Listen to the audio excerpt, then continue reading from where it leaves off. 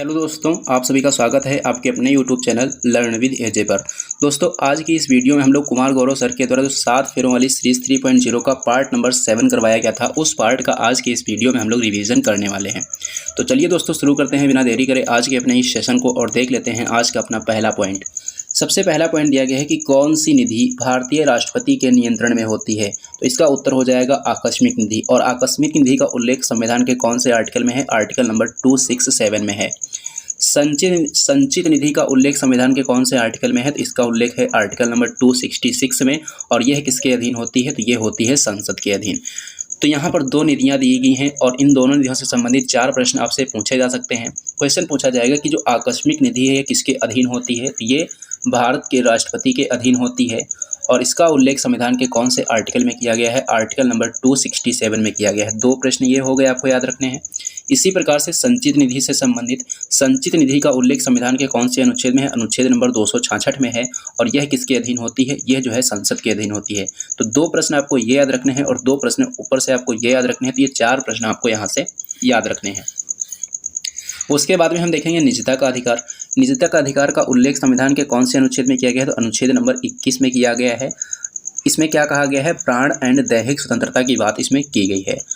और ये बात किसमें कही गई थी कि निजता का अधिकार मौलिक अधिकार है? तो ये जो है पुट्टा स्वामी केस में कहा गया था। क्वेश्चन पूछा जाता है कि ऐसा कौन सा केस है जिसमें ये कहा गया था कि निजता का अधिकार मौलिक अधिकार है? तो उत्तर हो जाएगा कि पुट्टा स्वामी केस में ऐसा कहा गया था। उसके बाद में पूछा जाता है कि निजता का अधिकार का उल्लेख संविधान के कौन से आर्टिकल में है? तो आर्टिकल नंबर 21 में है। और इसमें क्या कहा गया है? प्राण एंड दैहिक स्वतंत्रता के बारे में बात की गई है। नेक्स्ट पॉइंट है राष्ट्रीय आपातकाल का उल्लेख कौन से आर्टिकल में है? आर्टिकल नंबर 352 में है। राष्ट्रपति शासन का उल्लेख कौन से आर्टिकल में है? आर्टिकल नंबर 356 में है। वित्तीय आपात का उल्लेख संविधान के कौन से आर्टिकल में है? आर्टिकल नंबर 360 में है। अगर पूछा जाए कि वित्तीय आपातकाल अभी तक भारत में कितनी बार लगाया गया है? तो ये भारत में अभी तक एक बार भी नहीं लगाया गया है। इसी प्रकार से राष्ट्रीय आपातकाल पूछा जाता है कि राष्ट्रीय आपातकाल अभी तक भारत में कितनी बार लग चुका है? तो ये अभी तक भारत में 3 बार लग चुका है।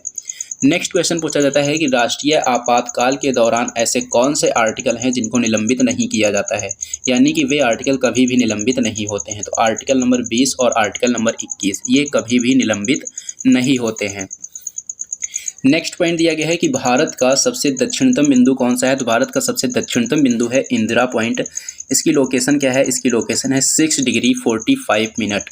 अगर पूछा जाए कि इंदिरा पॉइंट कहाँ पर स्थित है? तो इंदिरा पॉइंट जो है ग्रेट निकोबार में स्थित है। और इसको और किस नाम से जाना जाता है? तो इसको पिगमिलियन पॉइंट के नाम से भी जाना जाता है।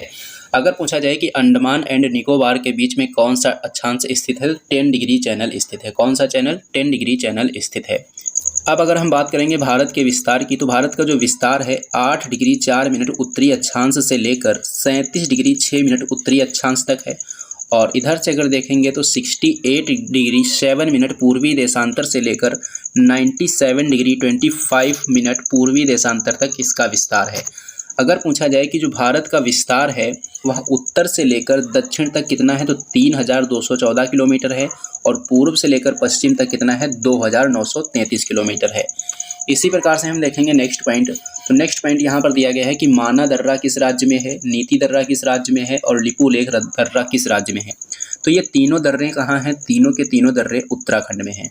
सिपकीला दर्रा कहाँ है? सिपकीला दर्रा हिमाचल प्रदेश में है। और इस दर्रे से कौन सी नदी प्रवेश करती है भारत में? तो सतलुज नदी भारत में प्रवेश करती है। नाथुला दर्रा कहाँ है? नाथुला दर्रा सिक्किम में है। और बोमडीला दर्रा कहाँ है? बोमडीला दर्रा जो है ये अरुणाचल प्रदेश में स्थित है।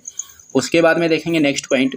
तो रबी की फसलें कौन कौन सी फसलें हैं? तो चना हो गया, राई हो गया, गेहूं हो गया, मटर हो गया, जौ हो गया, सरसों हो गया और आलू।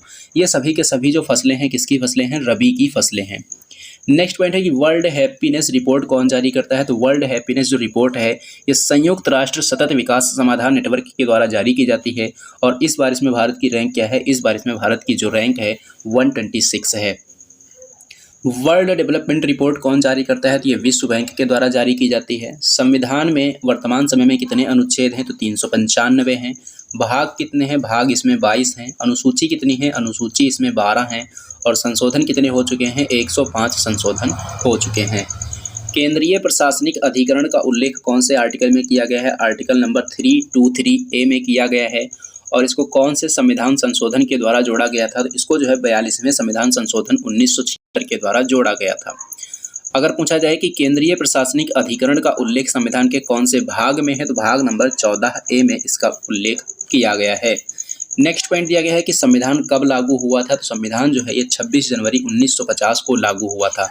संविधान दिवस कब मनाते हैं, संविधान दिवस प्रतिवर्ष 26 नवंबर को मनाया जाता है। लोकसभा का कार्यकाल 5 वर्ष होगा, ऐसा किस आर्टिकल में लिखा गया है, ऐसा जो है आर्टिकल नंबर 83(2) में लिखा गया है। लोकसभा का कार्यकाल आपातकाल की घोषणा के दौरान एक बार में कितने वर्ष के लिए बढ़ाया जा सकता है, तो एक बार में 1 वर्ष के लिए बढ़ाया जा सकता है। उसके बाद में देखेंगे नेक्स्ट पॉइंट। तो नेक्स्ट पॉइंट दिया गया है कि भारत में राष्ट्रीय आय की गणना किसके द्वारा की जाती है, तो भारत में जो राष्ट्रीय आय की गणना है राष्ट्रीय सांख्यिकी कार्यालय के द्वारा की जाती है, यानी कि NSO के द्वारा की जाती है। CSO और NSSO को मिलाकर क्या बनाया गया, NSO बनाया गया, और ये कब बनाया गया था, 2019 में बनाया गया था। प्राथमिक क्षेत्र में कौन कौन सी चीज़ें आती हैं, तो कृषि आता है और मत्स्य पालन आता है। द्वितीय क्षेत्र में कौन कौन सी चीज़ें आती हैं, विनिर्माण आता है और विद्युत उद्योग आता है। तृतीय क्षेत्र में क्या आती हैं, तृतीय क्षेत्र में आ जाती हैं सारी की सारी सेवाएं। नेक्स्ट पॉइंट की बात करेंगे तो नेक्स्ट पॉइंट दिया गया है कि यदि भारत के एक नए राज्य का सृजन करना हो तो संविधान की किस अनुसूची में संशोधन जरूरी है। यदि भारत के एक नए राज्य का सृजन करना हो तो संविधान की किस अनुसूची में संशोधन जरूरी है, तो पहली अनुसूची में संशोधन जरूरी है। मुख्य निर्वाचन आयुक्त की नियुक्ति कौन करते हैं, तो मुख्य निर्वाचन आयुक्त की नियुक्ति की जाती है राष्ट्रपति के द्वारा। जारमा जनजाति और सेंटलीज जनजाति कहाँ पर पाई जाती है, अंडमान एंड निकोबार में पाई जाती है। ट्रांस हिमालय की पर्वत श्रेणियाँ कौन कौन सी हैं, तो काराकोरम है, लद्दाख है और जास्कर है। नेक्स्ट पॉइंट की बात करेंगे तो नेक्स्ट पॉइंट दिया गया है कि भूगोल के संदर्भ में एल नीनो की घटना से भारतीय मानसून पर क्या प्रभाव पड़ता है, तो भारतीय जो मानसून है वो कमजोर पड़ जाता है। रजत क्रांति का संबंध किससे है, अंडा उत्पादन से है। गुलाबी क्रांति का संबंध झींगा उत्पादन से है। पीली क्रांति का संबंध तिलहन उत्पादन से है और बादामी क्रांति का संबंध किससे है, मसालों के उत्पादन से है। उसके बाद में देखेंगे नेक्स्ट पॉइंट, धार्मिक स्वतंत्रता का उल्लेख कौन से आर्टिकल में है, आर्टिकल नंबर 25 से लेकर 28 में किया गया है। और इसी प्रकार से आर्टिकल नंबर 25 में क्या कहा गया है, अंतःकरण की स्वतंत्रता की बात की गई है, यानी कि व्यक्तिगत धार्मिक स्वतंत्रता की बात इसमें की गई है। नेक्स्ट पॉइंट है कि टिहरी बांध जो है किस नदी पर है, तो भागीरथी नदी पर है। कहाँ है, उत्तराखंड में है और यह भारत का सबसे ऊंचा बांध है। क्वेश्चन पूछा जाएगा कि भारत का सबसे ऊंचा बांध कौन सा है, तो उत्तर होगा टिहरी बांध। टिहरी बांध किस नदी पर बना हुआ है, तो ये भागीरथी नदी पर बना हुआ है। टिहरी बांध कौन से राज्य में है, तो बताना होगा कि ये उत्तराखंड में है। उसके बाद में देखेंगे नेक्स्ट पॉइंट, हीराकुंड बांध कौन सी नदी पर है, हीराकुंड बांध महानदी पर है। राज्य पूछेगा तो उड़ीसा बता देंगे। इडुक्की बांध कौन सी नदी पर है, पेरियार नदी पर है। राज्य पूछेगा तो केरल बता देंगे। अलमाटी बांध कृष्णा नदी पर है। राज्य पूछेगा तो कर्नाटक बता देंगे। मेट्टूर बांध कावेरी नदी पर है। राज्य पूछेगा तो तमिलनाडु बता देंगे। हीराकुंड बांध महानदी पर उड़ीसा में है। इडुक्की बांध पेरियार नदी पर केरल में है। अलमाटी बांध कृष्णा नदी पर कर्नाटक में है और मेट्टूर बांध कावेरी नदी पर तमिलनाडु में है। माता टीला परियोजना कहाँ पर है, माता टीला परियोजना जो है बेतवा नदी पर है। कहाँ पर है, बेतवा नदी पर। आर्टिकल नंबर 21 को कौन से संविधान संशोधन के द्वारा जोड़ा गया था, तो उत्तर हो जाएगा 86वें संविधान संशोधन 2002 के द्वारा। इसमें किस चीज़ का उल्लेख किया गया है, तो इसमें शिक्षा के अधिकार का उल्लेख किया गया है। नेक्स्ट क्वेश्चन है कि किस अनुच्छेद को शक्तियों के पृथक्करण का आधार कहते हैं, तो आर्टिकल नंबर जो 50 है इसको शक्तियों के पृथक्करण का आधार कहा जाता है। अंतर्राष्ट्रीय शांति से संबंधित कौन सा अनुच्छेद है, अनुच्छेद नंबर 51 है। संवैधानिक उपचारों का अधिकार कौन से आर्टिकल में है, आर्टिकल नंबर 32 में है और डॉक्टर भीमराव अंबेडकर जी ने इसी को संविधान की आत्मा कहा है। सुप्रीम कोर्ट 5 प्रकार की रिट जारी करता है, कौन से आर्टिकल के तहत, आर्टिकल नंबर 32 के तहत। तो आर्टिकल नंबर 32 से संबंधित 3 प्रश्न आपसे पूछे जाते हैं कि आर्टिकल नंबर 32 में किस चीज़ की बात की गई है, तो संवैधानिक उपचारों के अधिकार की बात की गई है। दूसरा क्वेश्चन पूछा जाता है कि डॉक्टर भीमराव अंबेडकर ने संविधान की आत्मा किसको कहा है, तो आर्टिकल नंबर 32 यानी कि संवैधानिक उपचारों के अधिकार को। उसके बाद में पूछा जाता है कि जो सुप्रीम कोर्ट 5 प्रकार की रिट जारी करता है वह कौन से आर्टिकल के तहत जारी करता है, तो आर्टिकल नंबर 32 के तहत जारी करता है। नेक्स्ट पॉइंट की बात करेंगे तो नेक्स्ट पॉइंट दिया गया है कि 89वां संविधान संशोधन का संबंध किससे है, तो इसका संबंध है राष्ट्रीय अनुसूचित जनजाति आयोग से और इसका उल्लेख कौन से आर्टिकल में है, आर्टिकल नंबर 338A में है।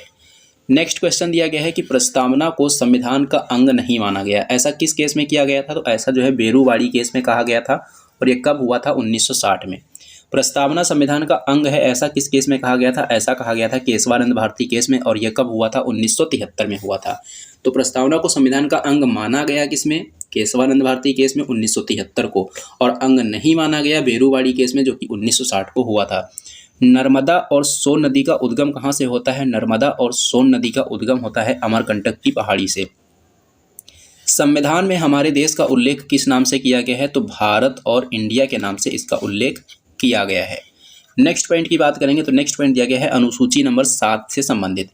अनुसूची 7 में कौन कौन सी सूचियां हैं? तो संघ सूची, राज्य सूची और समवर्ती सूची।